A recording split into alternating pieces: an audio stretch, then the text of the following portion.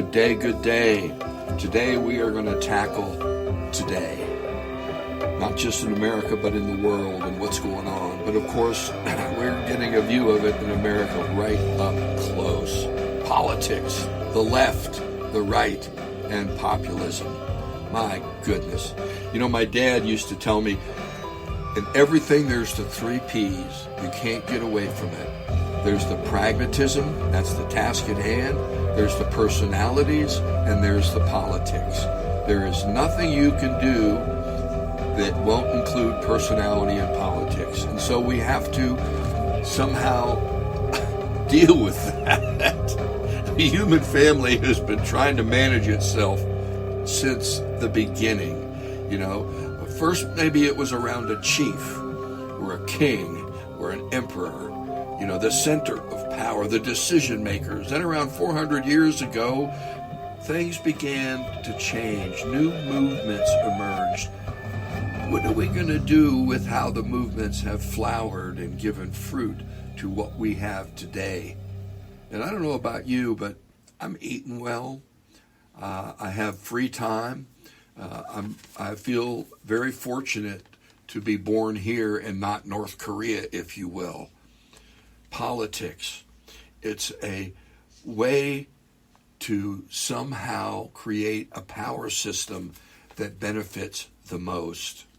Now, I will say this, the human family, it is not easy managing all the pockets of power and growing a healthy society. The left, the right, and that pesky notion of populism. Phew! When did it all begin? Well, we can chase it back all the way to 1100, but really around 1600 with the Dutch Revolution, and then the French Revolution, and then the Industrial Revolution, we really get to see how things panned out, if you will. Back in the French Revolution, which was in 1789, there was this National Assembly, and the place where political powers would rise and fall. And believe me, in the French Revolution, they would rise and fall fast. Robespierre decapitated over 17,000 people when he took on the rise. Political powers, wow. In that assembly, the person who ran the assembly, those on the right, were those who supported the power of the king and the royalty, and on the left was those who supported revolution and the power to the people, if you will. And this is really the birth of the right and left as we know them today. Over the decades, the right wing in politics emphasis has been on authority, hierarchy, order, duty, tradition, and nationalism. The emphasis on the left has been the idea of freedom, equality, fraternity, rights, community, progress, reform, and internationalism. And that internationalism is huge because it's what gave rise to globalization, and we're going to be talking more about that. These two sensibilities of left and right have been at play in U.S. politics since the beginning. In the beginning, it was the Tories and the Whigs. The Tories were those who were really in favor of the king, and the Whigs were those who said, no taxation without representation. But wait, there is a third sensibility, populism, which has been a threat to both parties at one time or another.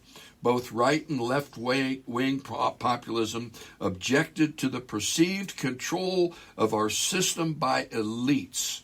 Elites by the monarchs, elites by white landowners, a.k.a. America, or educated class, and surely against the establishment.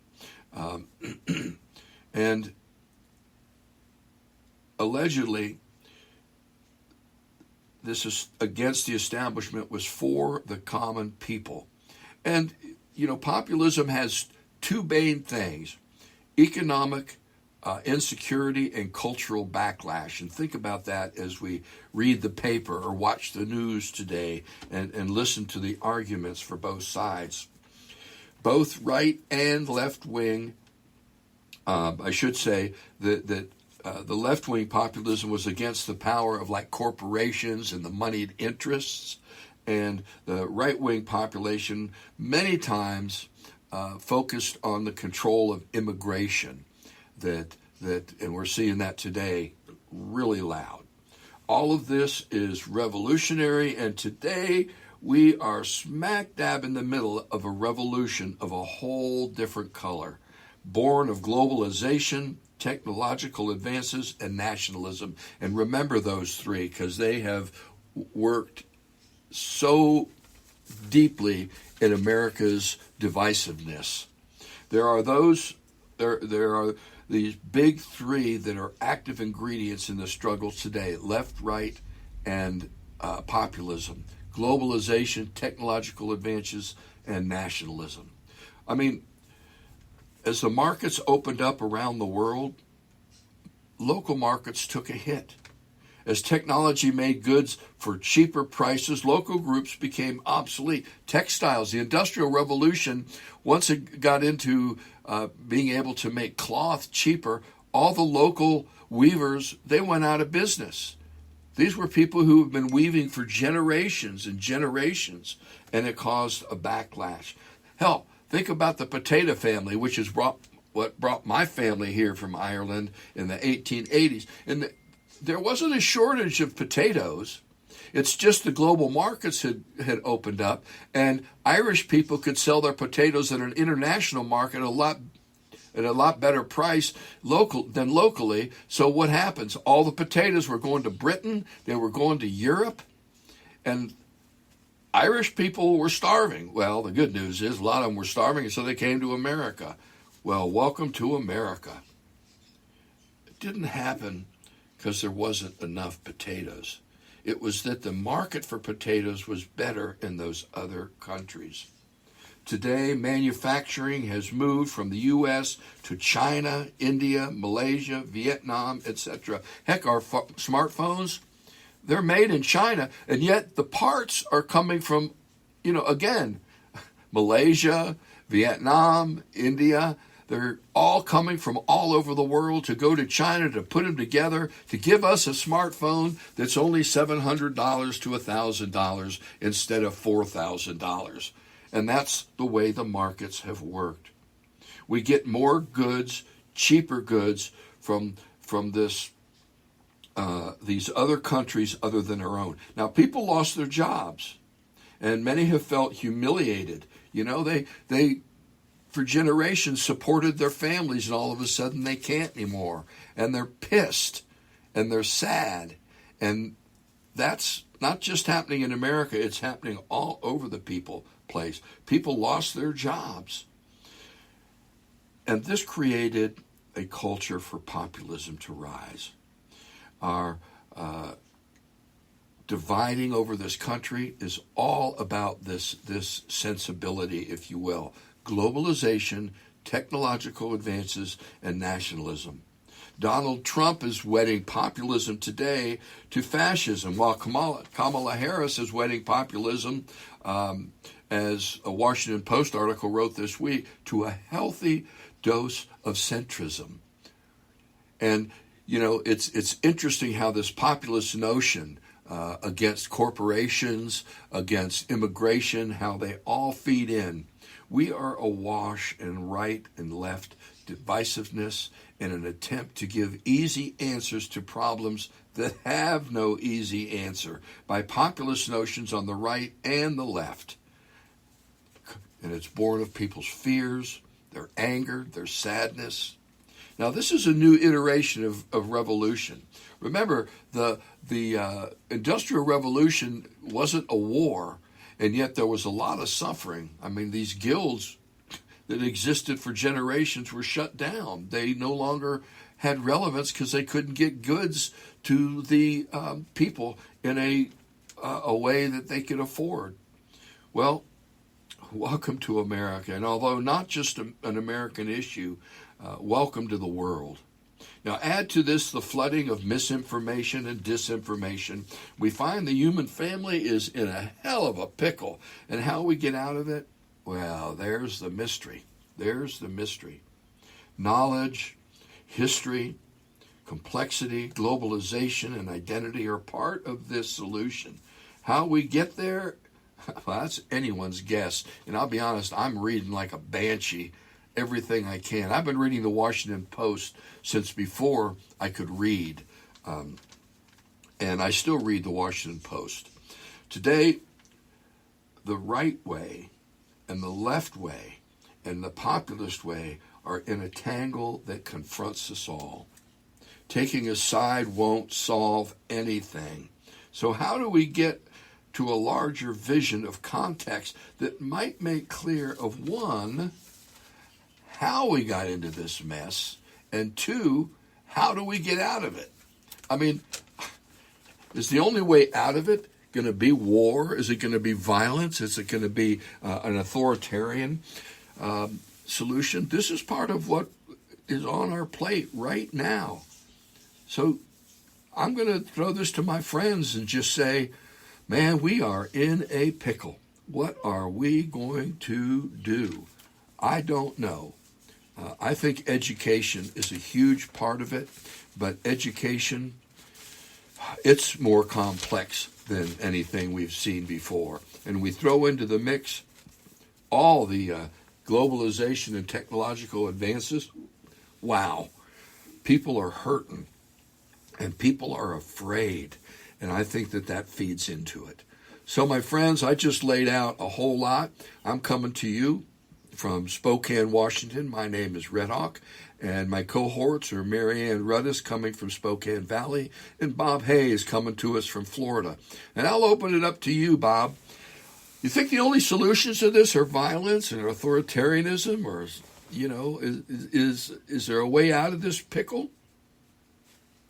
Well, I'm not sure if there's a way out. Government.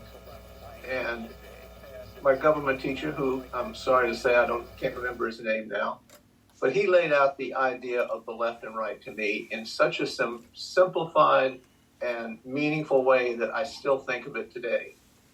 If you think of the left and right as meeting at 12 o'clock on the clock face, and as you move to the right toward 1 o'clock, 2 o'clock, that's the idea of the right being the independent individual, the strong man. The left, you move toward 11 o'clock, 10 o'clock. That's the idea of the collective. The society has to look out for all of its members. But the problem is, as you continue to move around that clock face, on the right, the strong man gets to be in league with a bunch of other strong men. And then you have oligarchies and you have authoritarian systems when the strongest man then keeps all of the other strong men in line when you get all the way down to the 6 o'clock area. Moving around the other side of the clock face, you're looking at a way to make things good for the whole society. Well, that requires getting together and agreeing on things. So then you have committees. And then you have this committee against that committee. And then you have people emerging from these committees who are the leaders or the strong men of the committee, if you will. And that, as you move further around there, you get to socialism and communism and so forth. But when they meet at 6 o'clock below, they're both authoritarians. And there's very little difference between them. So what we think of as right and left is also the dimension of authoritarianism versus the idea of self-governance on a wider scale. Now, how do we get around that? I think you're right on when you talk about education, because we have to realize that either way we go, we're going to end up in the same place. And the only way we're going to realize that is to educate ourselves and see what we're really talking about when we say right and left. So I'm hoping that we can talk less about right and left and more about authoritarianism versus freedom. And I think that's where we have to go, and that's going to require better education and, dare I say, a balance between the two. Yeah, and the right-wing populist today wants to get rid of the Department of Education, which is an interesting thing because education is a threat to misinformation and disinformation. So, well, it's a threat to the strongmen. The strongmen want to be the final word on everything, as opposed to the strongmen in the committee wanting to be the final word on everything. So, I would guess that the extreme leftists want to get rid of education too, or at least molded in their image. Molded in their image, amen. Marianne, what do you say on all this? I mean, we're in a pickle here. America in a pickle. Yeah, and hopefully you like pickles, right? It's, as you were talking, it was so funny because the word that just kept popping into my mind was the balance between those two. And it's like, I think for us to survive, we need both the right and the left. But we need both of those ideologies to be for the greater good and not for the individual good. And so individualism that has to arise in us has to be us taking responsibility for our own lives and us taking care of ourselves and our immediate families. That collective piece, it has to extend out to those who are not like us, because we are tribal. We do want to stick, with one group. And if we feel threatened by another group, that's where education comes in, and to dismantle our education system. And what I just kind of read about today in our neighboring Idaho, this dismantling of the public library system in this local community. And it's when you start to limit access to information, then you only have propaganda. You only have what you're being fed by whoever happens to be in charge. And so I think for this idea that we want to go back to a time when things were better, or for our dominant class, for whoever was in charge at that time, and disregarding the rest of the population, it's not going to happen. And Redhawk, you were talking about globalism. We are a global community. We're one planet out here, and there's no going back from that. The internet has connected us. Airplanes have connected us. We saw that with COVID. What happens in one place is going to happen in another. We can't be isolated. So how do we integrate our neighbors who may be different from us? And is the answer, and I think that's what we're looking at right now, is the answer having someone come in and make all those decisions for us and tell us what to do and what to think? And again, that is going to be for your group. And then there are going to be the others that are marginalized. And or do we want to acknowledge that this is going to be a little bit messy? And yes, there are people that may have different views or live their lives differently. And I love what stay out of my religion, stay out of my bedroom, stay out of my doctor's office, stay out of, those things are, to me, those are progressive. Those are where you can, and that's where the individualism and progressiveness come together, in those autonomy, in our are individual self-determination rights that every single person should be able to exercise.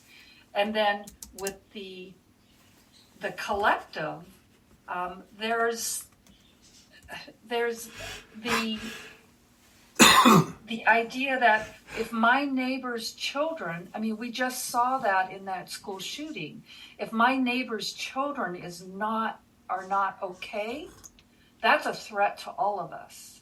And so that's where we as a community need to come together and support each other and support each other's children. And again, it goes back to institutions and our education system and making sure that people have their basic needs met. And how do we do that? Is it through making sure everybody has a good paying job? Or is it making sure everybody has access to health care? Is it making sure everybody has, and it's all of those things. You know, we need to be able to build our societies in such a way that people are contributing individually, but also working to create an environment for everyone to thrive. And all of that is predicated on one thing: civil discord. And, if we're not able to discuss things in a civil way, all is lost. And right now, all is lost. We are not able to do that. And it's given rise to this isolationist. And, and once you get into that, immigration becomes integral. And you can see right-wing populism is, immigration is right up there. This whole concept of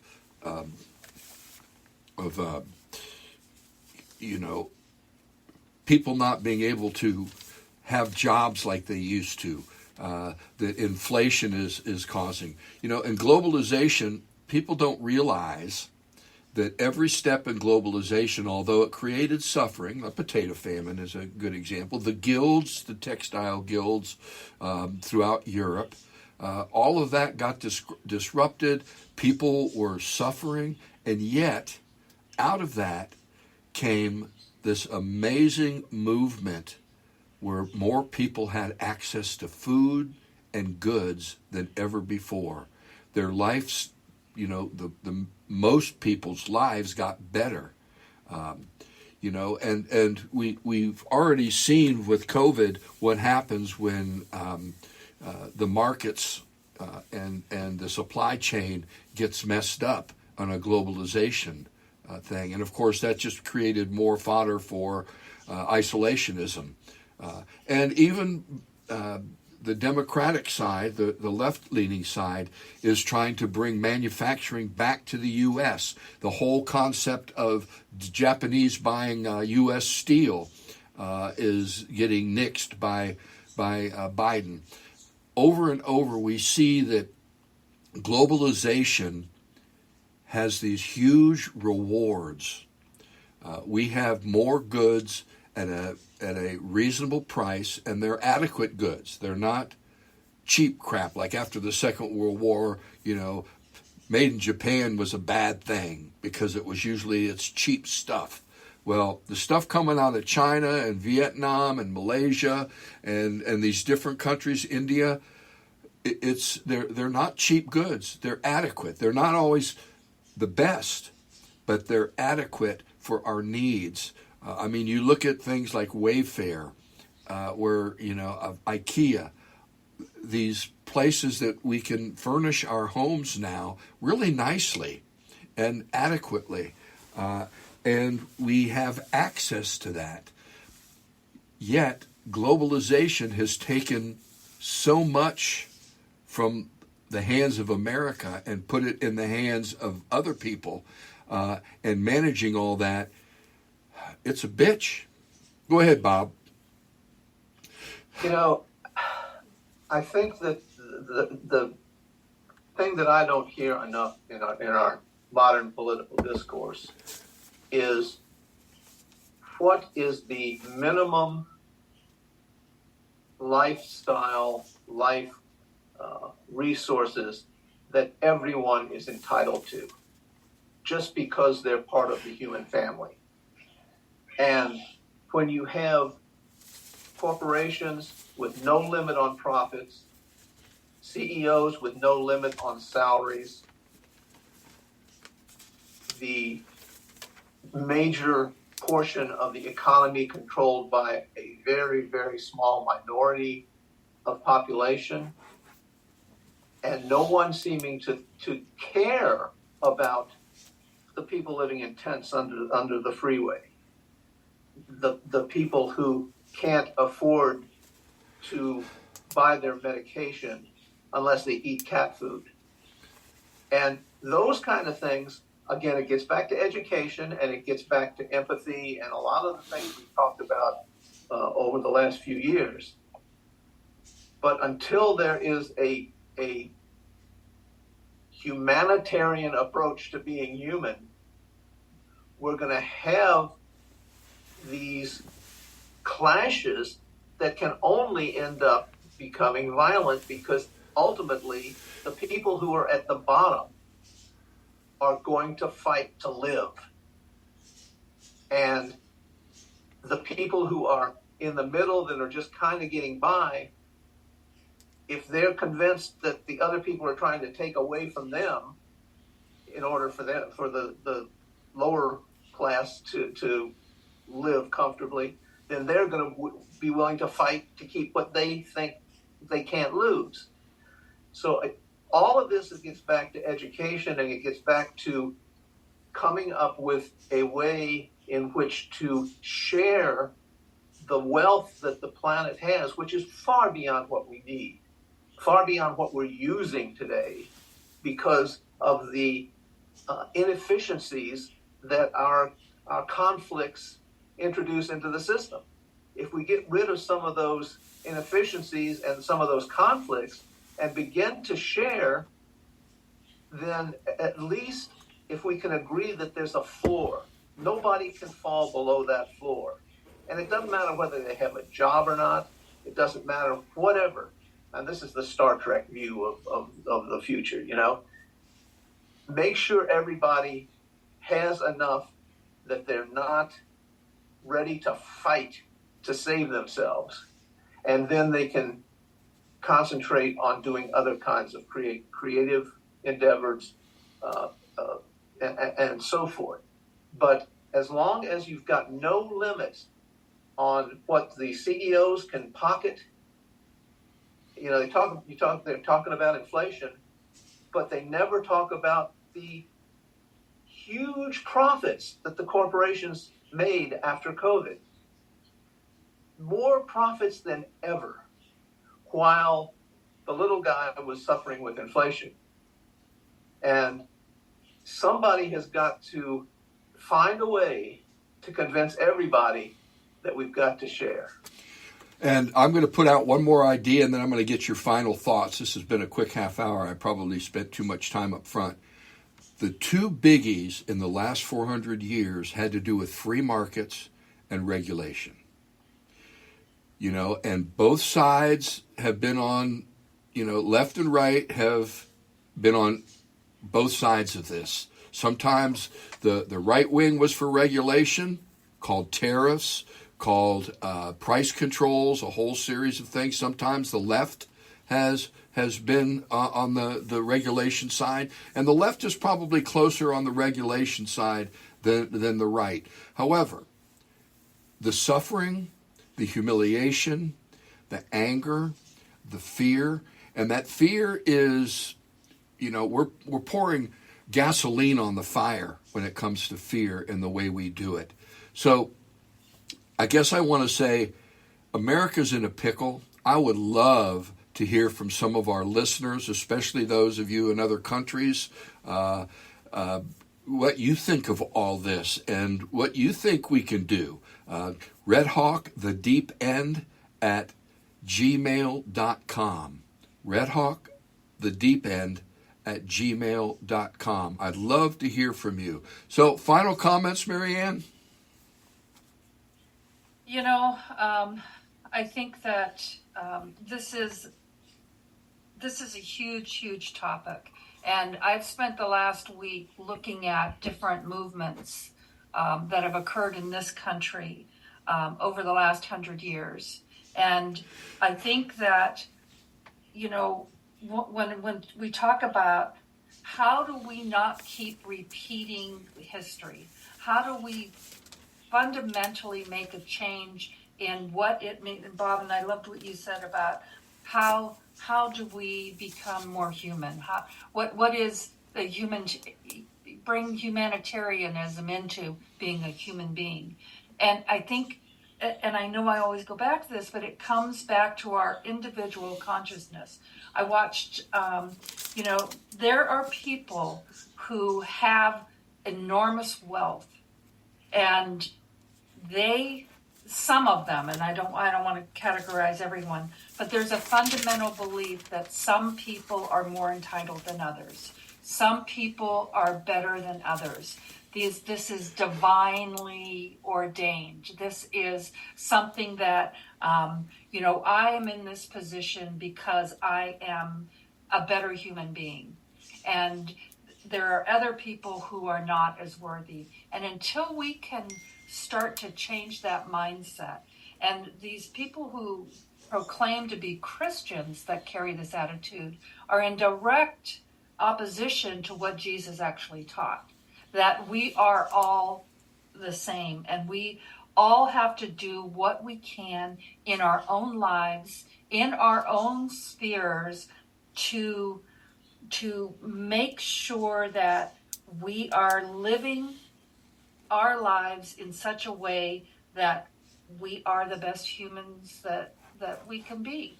And we have to break down that entitlement. We have to break down the idea that some are fundamentally better than others.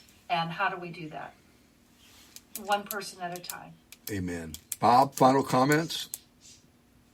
Well, again, it gets back to education. People need to understand that these issues that we discuss are heavily nuanced. There's not a right and wrong answer to any of it.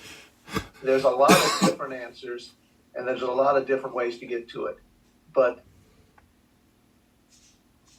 building on what Marianne just said, we're all human beings. We all deserve certain rights. That's what a country was founded on. We need to stop forgetting that and start realizing that we're not, for one of us to succeed doesn't mean someone else has to fail.